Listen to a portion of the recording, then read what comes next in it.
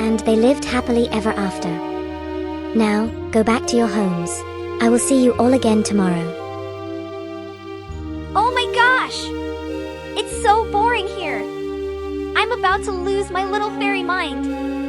I'm so tired of being small and insignificant.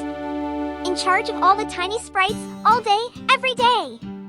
Maybe it's about time I visit Tooty Flooty in the fairy garden. Tooty! Tooty Flooty! Tooty, can you hear me? Yes, my child. Up here. What can we do for you this fine afternoon? I need your help. I am invisible to all the other fairies. It's like they're asleep. I have no value to them whatsoever. That's it. They're sleepwalking. Do you know how to tell the difference between a sleepwalking fairy and a fairy that is not asleep? No. I don't either. So, we put the entire fairy kingdom to sleep. All of them. You can't do that. It just wouldn't be right. I am the great Tooty Flooty. How dare you question my motives? That night, the people of the kingdom went off to bed. And the next morning, the fairy kingdom continued to sleep. They slept and they slept and they slept. And they slept? Yes, and they slept.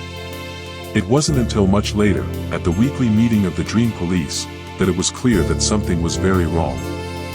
None of the kingdom's representatives appeared at the meeting. A courier was dispatched to retrieve the members from the kingdom. Much later that morning, the courier came back, sleepy, with bloodshot eyes and pixie dust all over his uniform. Jeepers Catfish! We've been found out!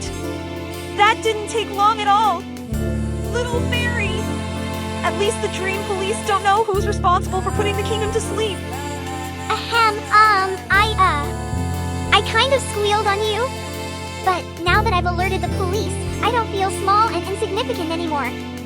I feel like I have real value. Thank you so much. I will never forget what you did for me.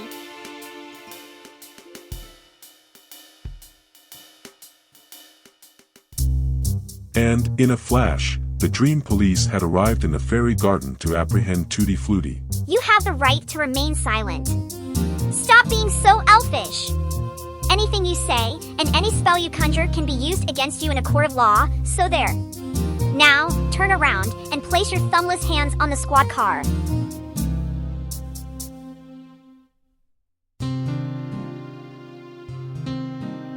It was a long night for Tooty. And, by morning, she had decided that what she did wasn't the right thing to do, not at all. With a wave of her magic wand, conveniently left in her cell by the Dream Police, the kingdom awoke, and the charges were swiftly dropped by the kingdom. But the police weren't quite done with Tooty yet. What are you looking at? Get in the interrogation room! Now!